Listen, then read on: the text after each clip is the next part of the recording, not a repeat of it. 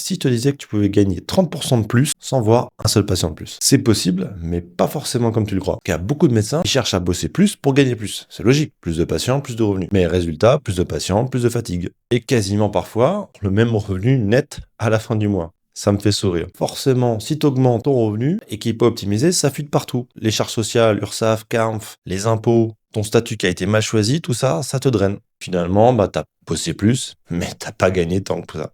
Il y a des solutions toutes simples pour monter ta rémunération jusqu'à 30%. Tu dois optimiser ton système, pas ton rythme. Et on va voir comment.